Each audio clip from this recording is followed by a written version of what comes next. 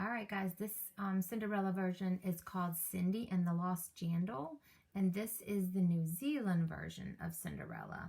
The words are by Chris Gurney, and the pictures are by Ross Kinnaird, maybe? So this is a story that comes from New Zealand. This is their Cinderella version.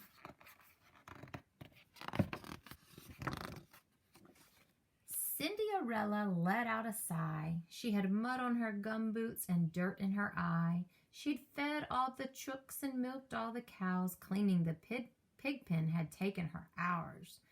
Hungry and tired, she pushed open the door of the place where she lived with her auntie Lenore. So she's been out working the farm, pigs and chickens. And this is a rhyming book. I can hear some rhyming patterns already. Auntie was lazy and crazy and mean. She sat drinking and eating while she watched Cindy clean. Her two ugly daughters, Tracy and Fay, were pampered and spoiled in the worst kind of way. Today they were cackling in voices quite hearty and waving a card that said, "Come to my party." From Peter J. Prince, they shrieked with a thrill, "That hunky new bloke with the house on the hill." Cindy squealed with excitement, "Oh boy, this is cool." A moment of silence. Then Auntie said, "Fool, you won't be going. You have to stay here. You're only a farm girl," she said with a jeer. So if she's talking with a jeer, that's sort of a nasty way to speak to someone. The day of the party arrived all too soon. Auntie and Tracy and Fay slept till noon. They spent hours in the bathroom and under the dryer, squashed and squeezed into fancy attire. With a slam of the door, at last they departed, leaving Cindy alone and so heavy-hearted. A tear trickled down as she thought of her plight, but then came a zap and a bright burst of light. An old woman appeared, eyes twinkling with fun. "Hi, Cindy dear, I'm your fairy godmom. Tonight you are going to a party in style, so mop up those tears, put a smile on your dial." Her dial, I think, would be her face. And if you notice, they said fairy godmom. That's what they call, mom is used instead of mom, if you remember, in New Zealand and Australia. And waving her wand in the air way up high, Cindy transformed in the blink of an eye. She let out a gasp, looking down at her dress. It was trendy and short and made to impress. Her hair sleek and shiny, and there on her feet, the cutest of jandals, so sparkly and sweet. "Now find me a Kumara," her godmom cried out. "The redder the better. Style's what it's about. Let's take it outside. We'll have to stand back." And then once again, her wand flicked with a crack. Instead of a Kumara, a sporty V8, redder than red and greater than great. But wait, there's one thing that I really must tell. Be home by midnight, for there ends the spell. Just like in our version, she has to be back before midnight. Cindy got to the party fashionably late, drove up to the door in the grunty V8. All heads were turning as Cindy stepped out. "Crikey, she's gorgeous," she heard someone shout.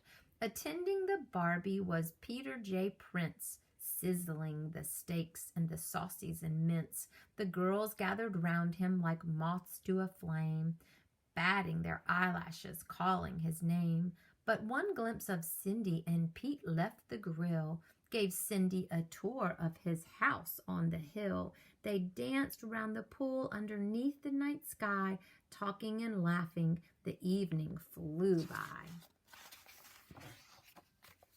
Then with a shock, Cindy looked at the time. The minutes to midnight totaled just 9. As she ran to the car, she tripped on a rock. A jandal fell off. She had no time to stop. Meanwhile, poor Pete, in a state of dismay, had chased after Cindy to ask her to stay. "Don't know where she lives and don't know her name. How am I going to see her again?" But there on the ground he spied something shiny. A sweet little jandal, so sparkly and tiny. Pete scooped it up, to himself made a vow. I'll use this to find her. I'll do it somehow. The sun was just rising when in staggered Auntie and Tracy and Faye. It seemed that their night had not been a success, for the trio were in a fine state of distress, grumbling and mumbling about some strange miss who someone had seen Peter trying to kiss. And after she'd left, he asked all around, did anyone know where this girl could be found? Oh, they look so grumpy, don't they? Not very pleasant. Several days later, while watching the telly, Auntie was phoned by a gossipy Relly. Just wondering, Auntie, have you heard the goss about Peter J. Prince and the Jandal that's lost? He started to search, and he'll not call it quits until he's discovered the foot that it fits. This news sent Auntie right into a tizzy.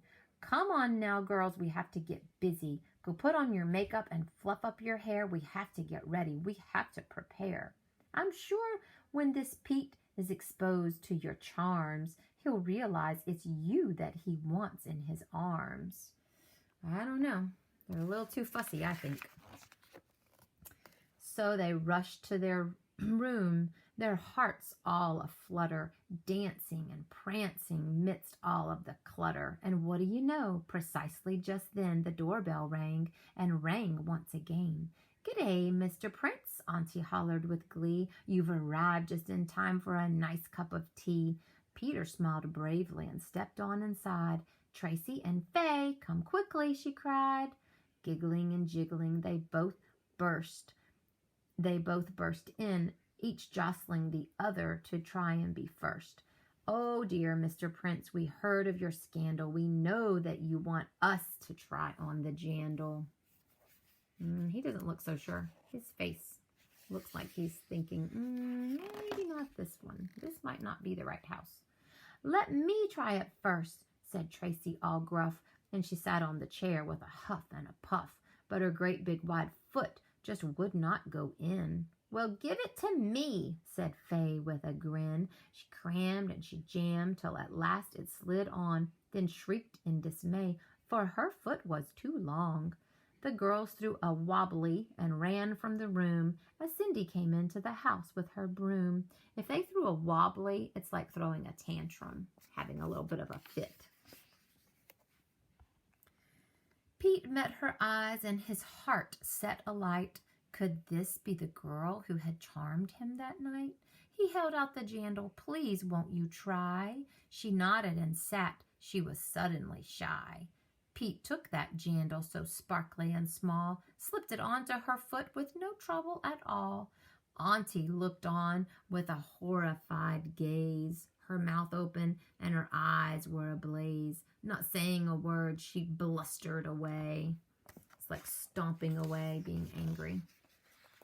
And the rest is ancient history, as some would say, for Cindy and Pete were married that spring. She gave him a Jandal, he gave her a ring, and the guests at the wedding all said in one voice, "Now this is an ending that really is choice." I hope you liked this version. This was the Cinderella version from New Zealand, and I hope you enjoyed.